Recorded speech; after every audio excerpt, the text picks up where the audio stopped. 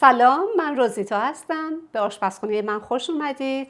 من امشب قصد دارم که لازانیا براتون درست بکنم. این لازانیا به درخواست یکی از دوستای عزیزم، همکار عزیزم هستش که قبلا اینو امتحان کرده بود پیش من و خیلی از اون خوشش اومده بود. ازم درخواست کرد که اگر میتونم رسیپیشو بذارم که انشالله بعد از این بتونه خودش درست بکنه.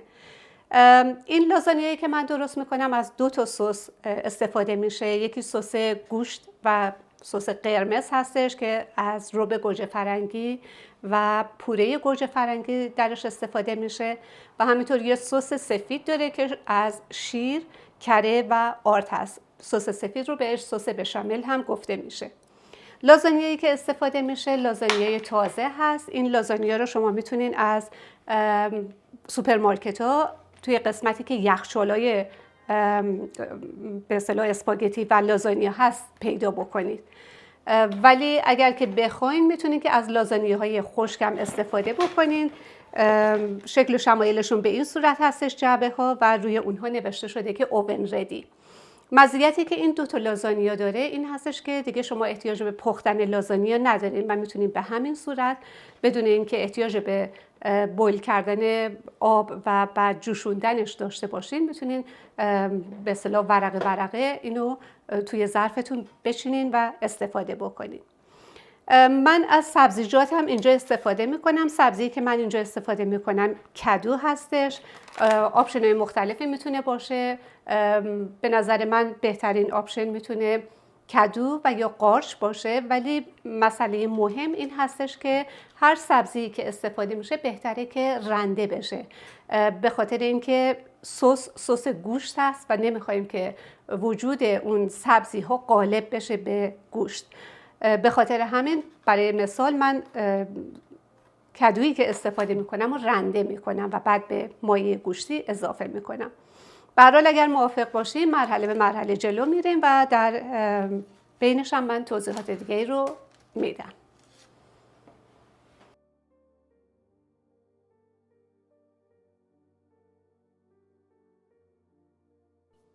برای این رسیپی یه دونه پیاز استفاده میشه. با توجه به اینکه مقدار گوشتش نسبتاً زیاد هست، حدود 1 کیلوگرم گوشت چرخ کرده هست. باید بگم که گوشت چرخ کرده‌ای هم که استفاده میشه میتونه از مخلوط گوسفند و گوساله باشه. توی این رسیپی پیاز رو من خورد میکنم، نسبتاً به قطعات کوچیک تقسیمش میکنم و بعد تفتش میدم. همینطور از سیر استفاده میکنم. تعداد سیر به دلخواه هستش. من اینجا 3 حبه سیر رو استفاده میکنم، ولی به هر حال اگر که ذائقه طوری باشه که به مقدار بیشتری سیر هم دوست داشته باشین دیگه انتخاب خود شما هستش.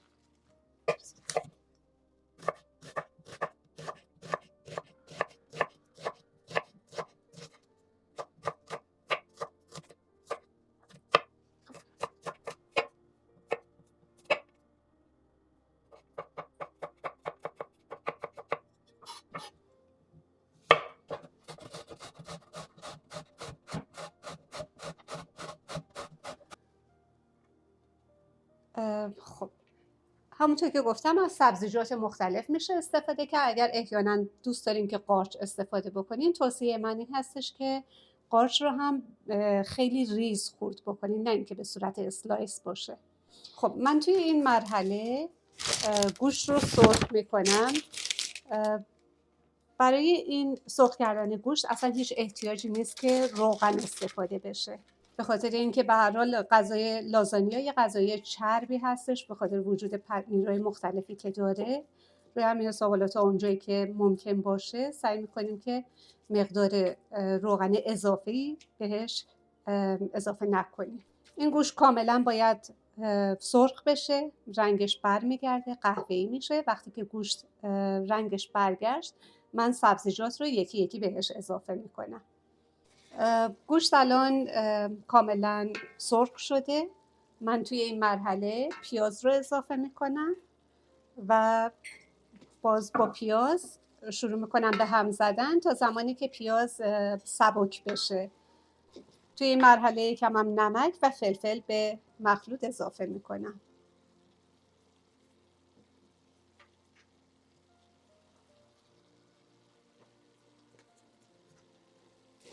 خب توی این مرحله بعد از اینکه پیازها همونطور که گفتم نرم شد، سیر رو اضافه میکنم و کدویی که رنده شده.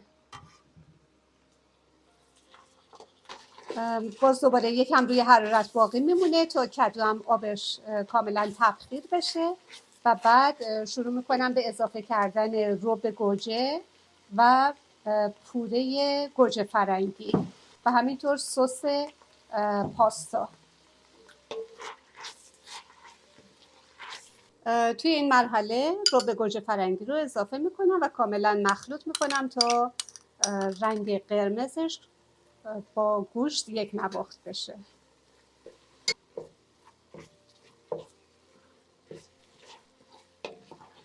بعد از اینکه رب سرخ شد، پوره گوجه فرنگی و سس پاستا بهش اضافه میشه. برای اینکه گوجه فرنگی در اثر پختن یکم حالت ترش مزه پیدا میکنه، به خاطر اینکه بالانس ایجاد بشه یه قاشق غذاخوری شکر هم به مخلوط اضافه میکنم. این مخلوط باید روی اجاق گاز باقی بمونه تا اونقدری که به اصطلاح غلیظ بشه و از این حالت آبکیش خارج بشه. تقریبا 10 دقیقه تا 15 دقیقه با حرارت متوسط طول میکشه. تا زمانی که سس قرمز در حال جوشیدن هستش، من سس سفید رو درست میکنم. برای این سس سفید احتیاج به کره هست. کره رو ذوب میکنیم و بعد مقدار آرد رو بهش اضافه میکنم. همه مقادیری که توی این رسیپی استفاده میشه من توی کپشن مینویسم. کره که کاملا آب شد، من آرد رو اضافه میکنم و بعد در آخر سر هم شیر رو بهش اضافه میکنم تا یه سس غلیظ در بیاد. آرد که یکم بوداده شد، شیر رو بهش اضافه میکنم و مدام هم میزنیم تا کاملا آرد در شیر حل بشه.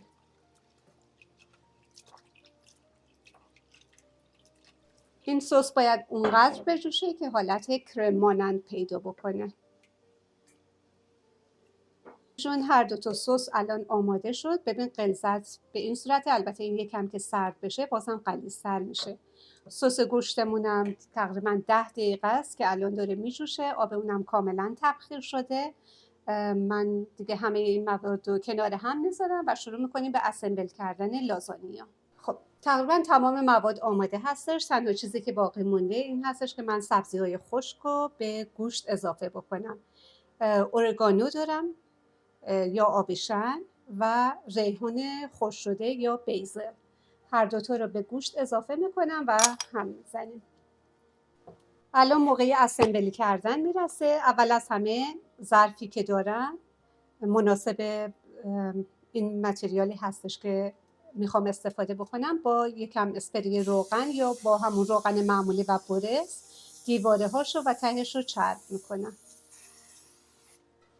از سس گوشتی که داریم تقریبا به اندازه 1 پیمانه تا 2 پیمانه توی ظرف میریزم و بعد شروع میکنم به لایه لایه چیدن.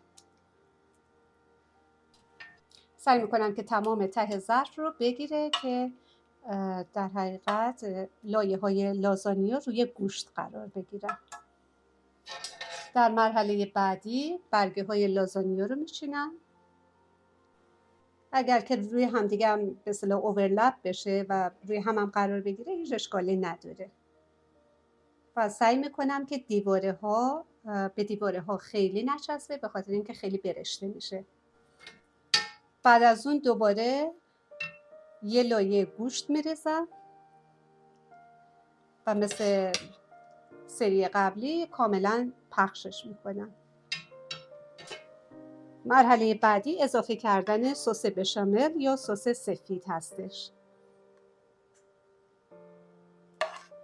این سس بشامل کمک میکنه که لایه های لازانیا به همدیگه بچسبن.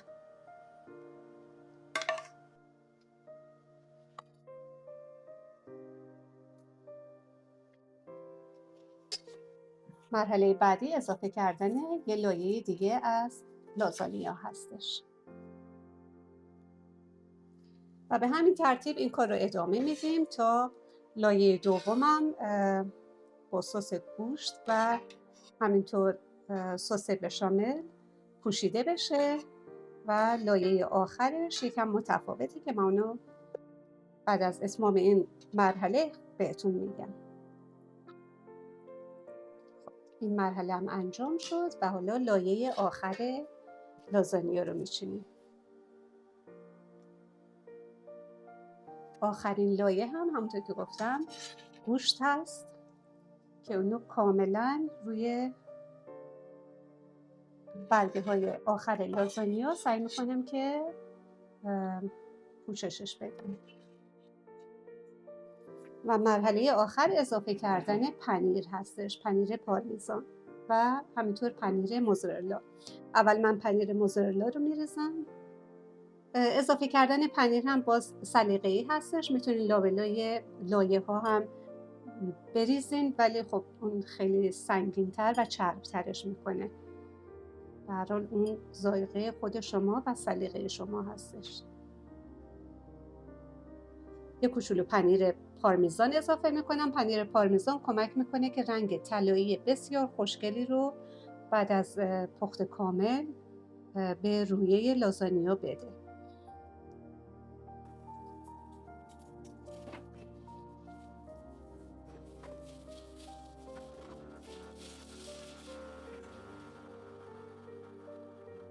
لازانیا الان توی فر هستش، تقریبا 30 دقیقه 40 دقیقه طول میکشه تا آماده بشه.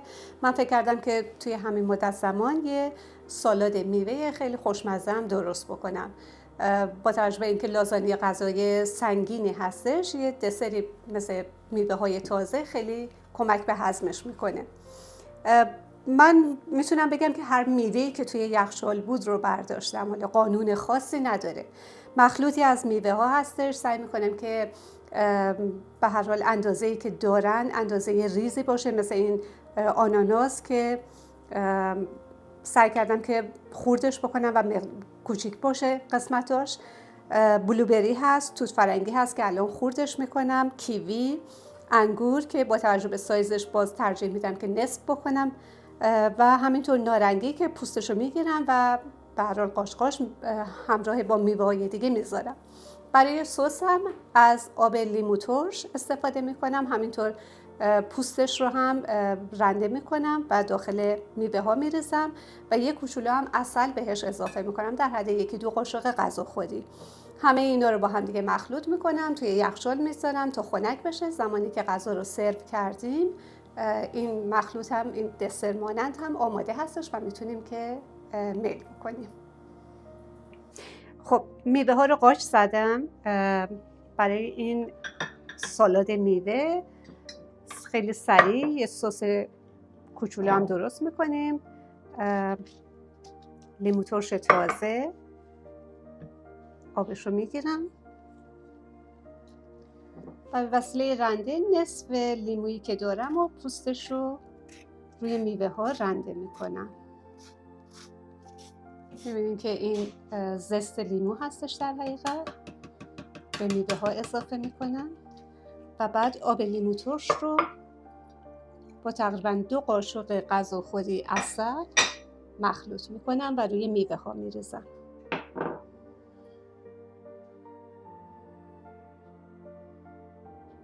یکم با چنگال فقط مخلوط میکنم، هم میزنم و بعد سس که آماده شد روی میوه ها میریزم. میوه ها رو مخلوط میکنم در یخچال به مدت 20 دقیقه تا نیم ساعت که همه طعم ها به خورد همدیگه بره و بعد از شام سرو میشه.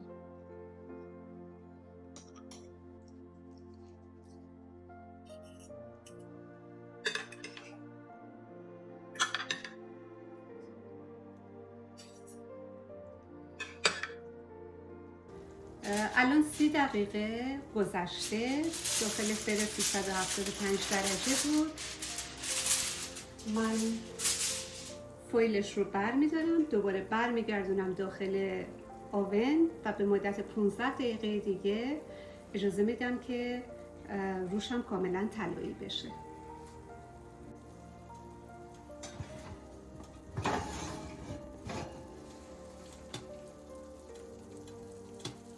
خب اینم از لازانیای خوشمزه ما.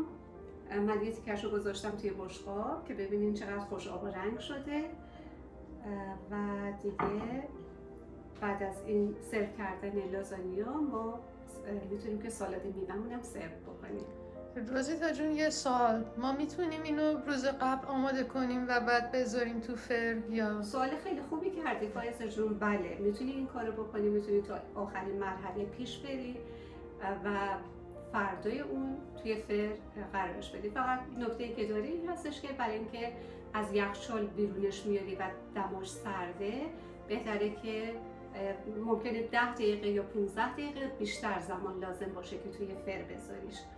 ولی این غذا رو شما میتونید حتی درستش هم بکنین، آماده باشه و توی فریزر بذاریش، حسابی رب بکنین که بوی یخچال و فریزر رو نگیره و بعد بذارین توی فریزر. هر زمانی که دوست داشتین بیرون بیارین و باز دوباره توی فر بگذارین تا یا پخته بشه یا اینکه گرمش بکنین.